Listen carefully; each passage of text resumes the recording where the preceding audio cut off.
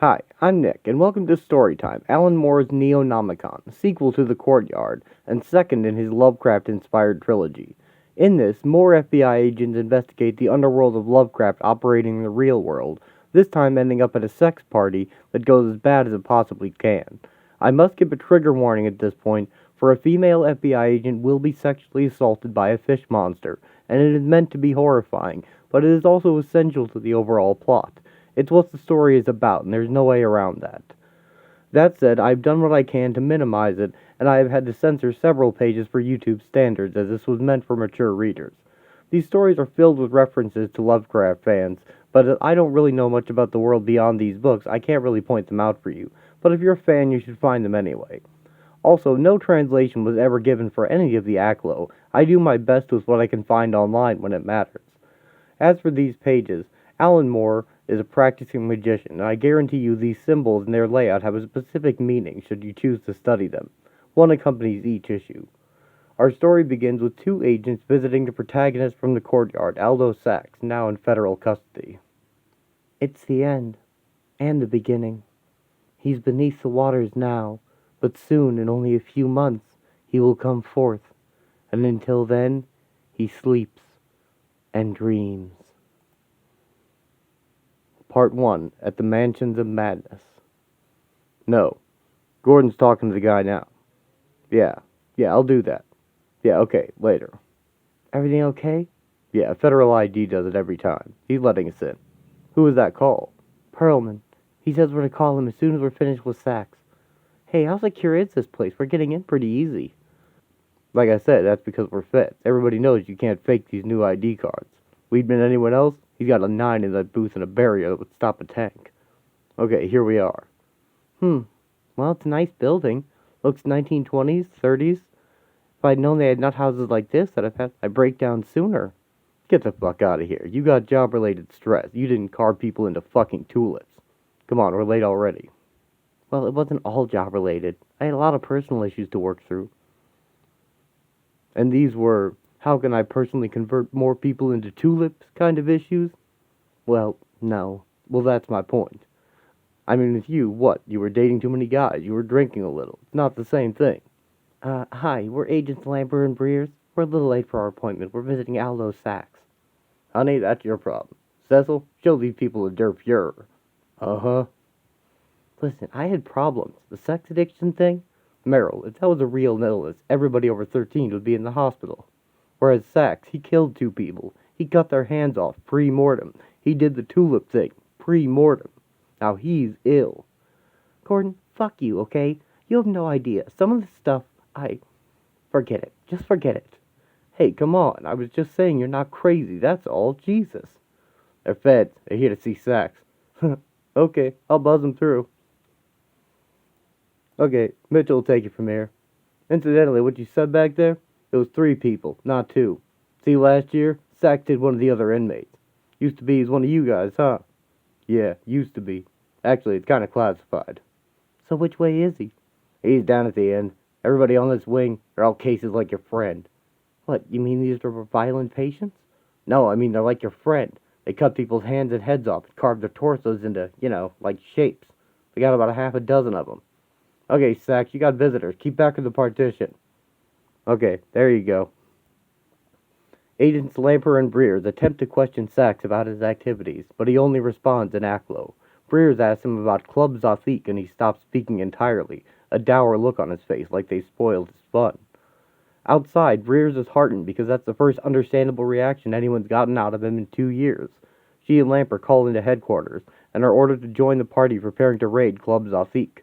What the dome is never factors into our story, but as far as I could find, it was erected to protect against some sort of radiation from space, possibly related to the color out of space. Its only purpose for us is to show this is an alternate history from our own world, but it's not very far away.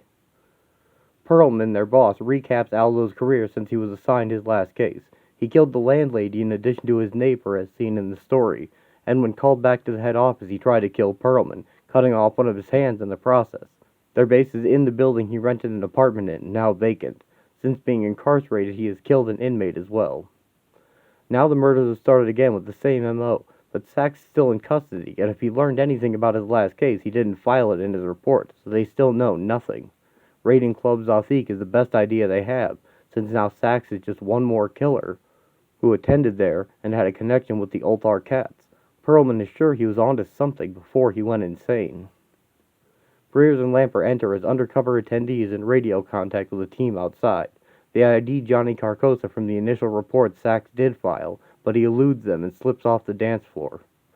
In the hallway, Brears is attacked by Randolph Carter, the lead singer of the Ulthar Cats, now speaking only in Aklo. While the FBI capture and subdue her, Johnny escapes. They found Johnny's home address on Court Street from terrified patron Joey Face, though, and go to check it out. Lamper apologized to Brears for minimizing her recent leave due to trauma. Her boss, Perlman, offered his sympathy as well as his willingness to resume their old activities should she be so inclined. Brears is focused on the case, though, and has a theory about the writings of Lovecraft, which runs through much of the data. The pretense that it was all real is part of the genre, a big literary in-joke, she says. What if someone's taking it too far? They reach the courtyard with its unsettling mural and find Johnny's apartment empty except for the corpse of his mother, an apparent suicide. Johnny's lisping voice tells the police in the courtyard she didn't want to go back to the old country. She had too much pride. Oh, God. I did drop by to pick up some things. You know how that is. Lopez, Lamper, it's Carcosa. He's down here. Carcosa, drop the bag. Show me your hands. Come on. See, I gotta go. I can't hang around here no more. This place, man, fucking stinks. You notice that? Drop the fucking bag. Drop the fucking bag or I'll fucking shoot you, you fuck. Barstow, take it easy. Come on. Come on, Carcosa, give it up. We know what you did to Sachs. We know you're tied up in these murders. I fucking swear, you don't drop that bag. Carcosa, we are not fucking playing. Do you understand? I said, do you understand? Okay, fucking tough guy. Let's see what's under this silk. Careful, Agent Brears. He might... try. Shit. No way. No fucking way. What happened? Where's Carcosa? He's not. He's drawn on the... Oh, Christ, help us. What's happening here? I don't know. Look, the light is pretty bad. Maybe he was talking to us. He said he had to go. This place stank. Oh, Jesus. Everybody heard that, didn't they? It wasn't just... No. We heard him talking. Jesus fucking Christ. Maybe it was ventriloquism. Some shit like that. No. His picture, it wasn't even on the wall when we came in. There was just that tree, that fucking... Hey, come on, what's all this? Fuck, Meryl, don't do this. Come on, man. Nobody's hurt. Everything's good.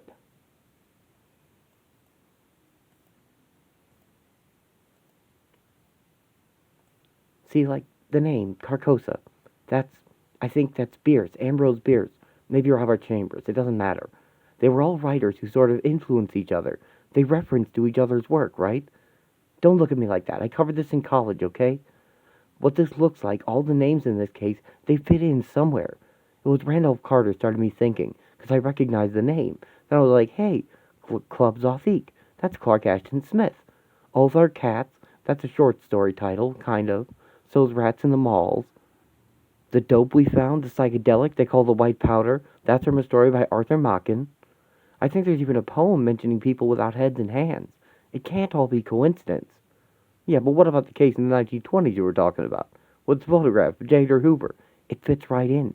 There were two stories, Horror at Red Hook and Shadow over Innsmouth. All the details are right there. So what are you saying, Agent Brears? I'm saying that somehow every element in this case is connected to the writings of H.P. Lovecraft. That's what I'm saying. Part 2, The Shadow Out of America. Brears and Lamper are sent to Salem to investigate the supplier of Johnny's alien sex toys. While they get into costume, Brears mentions that Lovecraft's most ardent fans have always intentionally blurred the line between fiction and reality, going so far as to publish real-life versions of books only mentioned in his stories. Lampers rightfully points out that that's just nerds playing literary games. It's a long way from that to ritual murder.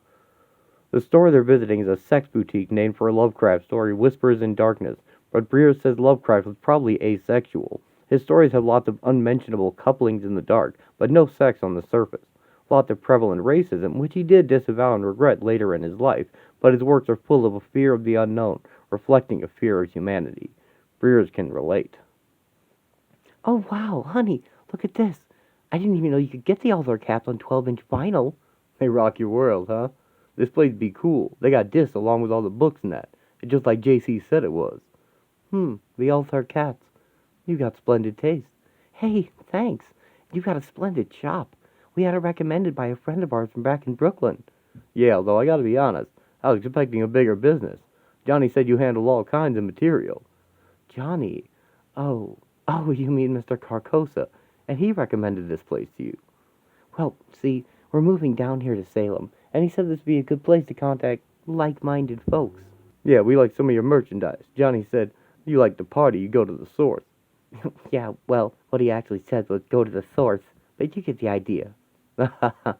Yes, that sounds like Mr. Carcosa riding up.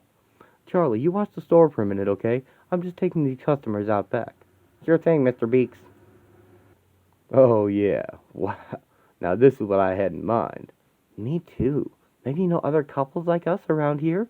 We're Warren and Kate Franklin, by the way, Mr. Beeks. Leonard Beeks. Well, perhaps I could point you in the right direction, if the stars are right. Aha. Well, Cthulhu, Fatag, and Riley, right, Warren, honey? Yeah, that's right. I can see you two fitting in a treat round here. Listen, we have get-togethers occasionally for genuine devotees, you understand. Perhaps you should come along. That'd be great. Okay, I want one of these, and I have the Ultra Cats back in the store, plus some books that looked interesting. Yeah, come on back through. We'll sort that out for you.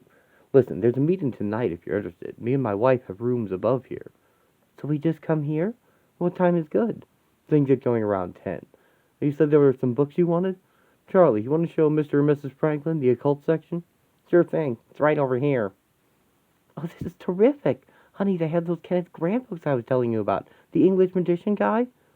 Your wife certainly knows her stuff, Mr. Franklin. I'm very proud of her. Okay by you if we handle this in cash? Fuck. Whispers in fucking darkness. How come you got all those occult books? And only the one dildo? Yeah, I was just asking myself that. On the way back to the hotel, Lamper asked Breers about having sex with their boss, but she says her addiction was more about hating herself than liking the men she was with. In any case, he'll know where they are tonight, and they have to be ready for anything, including an orgy. Breers and Lamper arrive at the sex shop and are shown into a passageway under a trap door. It leads away from the shop to an unknown location. Lamper helps open the heavy door, layers of wood and iron constructed according to Lovecraftian methods to collect orgone, sexual energy. The agents undress and Breers removes her contact lenses as requested. They are led to an underground pool with a gate to an outside waterway. The cult members find Breers' gun in her bag, and they use it to shoot her partner.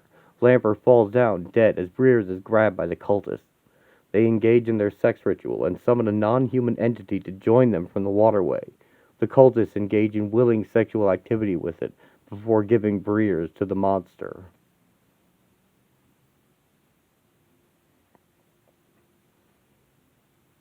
Perlman and the FBI attempt to interrogate Randolph Carter, but it's little use.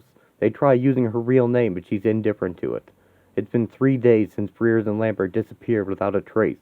Searching the bookstore didn't turn up anything. They're getting desperate. Randolph will only speak and write in Aklo. She appears to be able to see us watching her, as in her world she can only be grinning at a blank wall.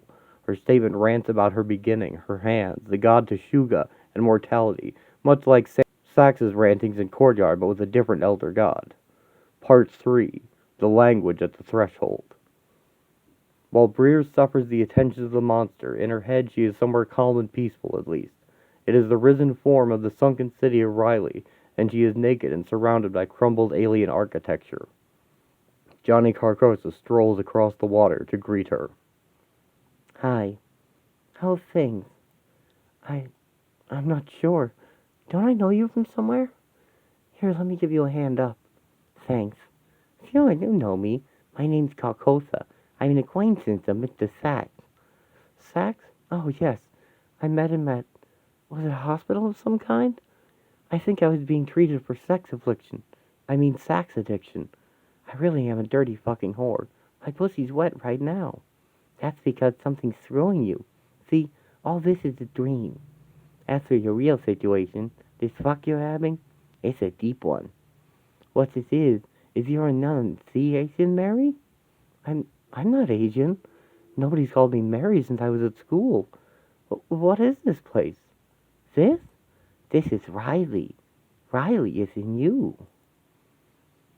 Riley. That's from H.P. Lovecraft. I remember now. This was all connected to H.P. Lovecraft. I guess he had his moments, but he made mistakes, like with his Book of Dead Names. Those names aren't dead, they can eternal lie.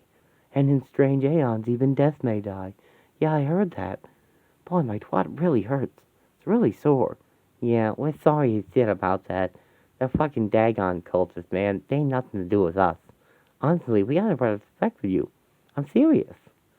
You're our sister, and our nakedness and the glory of the secret heart. Let me give you my blessing, for am I not the avatar of Nyarlathotep? Come, let me kiss you. Wait, I know who you are.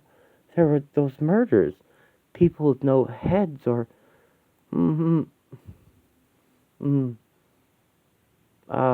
she's coming round. Huh? Coming round? How's the blushing bride, sweetheart? Oh, no. Oh, fuck.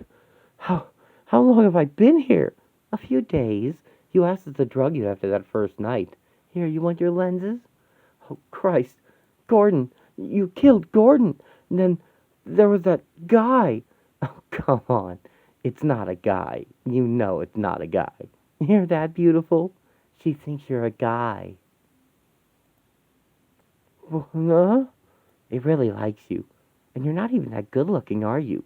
Without the wig and fancy clothes. We've told they can have you another couple of weeks, then we're getting rid of you. Oh. Oh, Christ! When he was a child, his mentally unstable mother dressed him as a little girl, by all accounts. Christ! Raised by two prudish aunts, his marriage didn't last long. Him and his wife, Sonia, lived right here in Clinton Street. Scurrilous rumors indicated he didn't take his clothes off when his wife and him made love. It all stayed on, even the gloves. Mind you, who knows what making love meant to a man like that? Apparently the strongest gesture of affection he could manage was in touching his own fingertip to hers and grunting softly once. Sounds like this Lovecraft guy barely got a sexual bone in his whole body. Some of the men think the slithery things in the dark are all sexual undertones. Others think it's asexual, but none of them have any clue where their agents have gone to. The discussion is academic. They have a series of incidents and murders involving cultists down through the decades with no clear pattern but the writings of a long-dead fictionalist whose works have been so ingrained in culture, one of the cops points out there's Cthulhu Beanie Babies now. Brears offers the fishman food, but he's uninterested.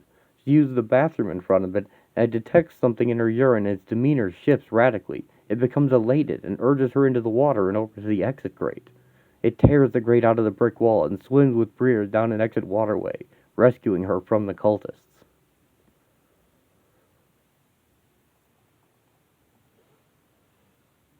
I don't know where I am. I'm dying or dreaming or something. In the dream, I'm visiting H.P. Lovecraft at his aunt's house in Providence. He tells me he feels ugly. I tell him I'm a sex addict and that I want to make love to him. I'm not wearing any clothes. I think I was wearing them when I entered the house, but they're gone. He's looking at me like he's horrified. I look down and see I've got a little penis sticking out. It's not a penis. It's a tentacle. Lovecraft is screaming. Henry. Good God. Sir, ma'am, I know this doesn't look good, but my name's Merrill Beers and I'm a federal agent. I need someone to lend me a coat and a mobile phone.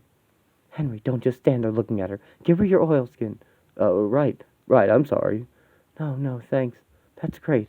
I got a phone. Hello? It's me. Yeah, I'm okay. Gordon's dead. Yeah, I'm on the waterfront in Salem. Carl, I need a SWAT team down here right now. SWAT troops from the FBI raid the bookshop. Part 4, The Lurker Within. Cultists rush to defend the creature and are gunned down. Brears says they'll be trying to get rid of it and Lampers' body. One of the cultists shoots an agent before he's blown away. Perlman suggests Brears was drugged. The creature could have been a hallucination. She's sure it was some sort of evolutionary throwback. She said Lovecraft used to ferret out odd facts from all over the place. Whatever real things inspired him, He was unaware of their reality when he wrote his stories. Breer says Perlman didn't involve her. She involved herself when she studied Lovecraft back in college. Her life was always heading to this point. She believes in fate. The feds find Lampert's body. Breer says only the monster had sex with her, and she claims to be fine. The feds have reached the end of the passageway. They find the creature has killed the rest of the cultists. They open fire, killing the creature and filling the pool with blood. Breers is let in to see that it's dead for her own closure, and Perlman sees that it was no hallucination. 3 months later. Meryl? Meryl, it's Carl. If you're there, pick up, okay? Okay. Okay, listen, I was just calling to see how your leave was going. I mean, we're doing great. I just wanted to see how you were. You know, you take as much time as you like. I was just concerned. When I saw you at Gordon's funeral, you seemed, I don't know, sort of distracted. Look, if there's anything I can do, just call me, okay? I'm not trying to get in your pants, Meryl. I mean it. I'm worried about you. Okay, I guess that's all. Call me when you get this, alright? Alright, you take care. Bye. Hello? Is this the Haven Secure Psychiatric Facility? Yeah, this is Special Agent Meryl Breers. I think I spoke to you before. I'd like to make another appointment to visit. Yeah, that's right. Aldo Sachs. Huh? Gil, how you? You're in Kingwa? No, not that, guard. Gil, yeah, you shove nigger up. Pruning King Tagda. Johona, your yoga young high? Humakyung, her, your glaki, yak, your was ye. Where did you learn that? What, the Aklo? I didn't learn. It's just been sort of coming to me lately. You know how it is. See, I've had a bunch of stuff happen since I visited you that time, Mr. Sex. Things are different for me now. You can call me Aldo if you want. Different in what way? What happened? Huh. Well, I was hostage to a Dagon cult in Salem about a week. Killed my partner, raped me. They've got a Gargoule de la Mer, Aldo. You know what that is? Jesus. Yes. Yes, I do. You actually saw it? Saw it, fucked it about 8 times, had sort of a conversation with it. Then it let me go. And then I called the Bureau, and then they went and killed it. Plus all the cultists that it hadn't killed already. It's only me knows what went on in there. Oh, wait a minute. You say it let you go? Yeah. I had no idea why. I just jerked it off because my pussy was sore, and I needed to pee there on the side of the pool. It started sniffing my pee, and... I'm sorry. Is this bothering you? No, I just never really liked the thought of, dirty stuff like that. I haven't been with a woman, or a man. I mean, I'm not queer or anything, genitals, all that, it's all just horrible. And why are you telling me this? You said you hadn't told anyone else. I mean, I'm the psycho, right? And you're the Jodie Foster role. You're not supposed to be upsetting me. I'm not trying to upset you. You're just the only person I know who might understand. Understand? Lady, even regular, sex, I don't know anything about it. Understand what? Understand about all these ideas, these new words I'm getting in my head. Understand about the her of all this. I mean, the world. It's not how people see it, right? And time's different too. That's what took me the longest to figure out, how the great old ones were, are, and shall be. It's a different view of time, isn't it? It doesn't distinguish between past, present, and future. So these myths and stories aren't necessarily describing events in the ancient past, are they? Go on. Maybe Lovecraft's whole mythos refers to events in our future. I think you understand better than anybody. You see the world through their eyes. Human beings aren't where they think they are. They aren't even what they think they are. Where are we, really? I get a sense it's somewhere high and cold. Lang. We're all on Lang. Lang. I heard of that. It's from Lovecraft, right? It's a plateau or something. You're right. You're absolutely right. But this plateau, it's not high ground in the normal sense. It's actually projecting up into a higher mathematical space. I'm so glad you see it too. I think I'm coming to see it more every day. I see it in my dreams, you know. Johnny Carcosa, I see him in my dreams too. That yellow mask, bandana thing, you know that's like part of his face. Those weren't dreams. That was him. You realize he's just an avatar. For Nyarlathotep. Yeah, I know. And Nyarlathotep, he's like Thoth or Hermes, right? He's the messenger. In my dreams, he speaks this phrase. What this is you're a nun, see, Asian Mary? I had to repeat it to myself a few times before I got it. Then I understood everything. I understood why the thing had sniffed my pee and then released me. I understood how the great old ones aren't old. They're new. They're not even born yet. I understood where Riley must be. Oh, God. What Carcosa said to you. I just got it. He meant you. You're the one. Yeah, I guess I must be. I'm even starting to like the idea. Although, you know, I imagine my mind's being influenced. I'm really important to them now. Carcosa said they really respect me. I don't know what to say. You're a goddess. I don't deserve your presence. No one does. No, maybe not. But they deserve his presence. I mean, look at this species. We're pretty much vermin. Never mind. He'll sort all that out once he arrives. Oh, God. God, I can't believe I'm sitting, talking to you. Do you know when? Not really. Maybe another 6 months or so. I think I felt him rise. You knocked down, you know, down there in Riley. It's stupid. I keep forgetting what this is and thinking I should get baby things. Jackets, a crib, a book of names. A book of new names, you know, not dead ones. I feel good. I feel good about myself, about all this. For the first time, you know. For the first time, I got no problems with my self-esteem.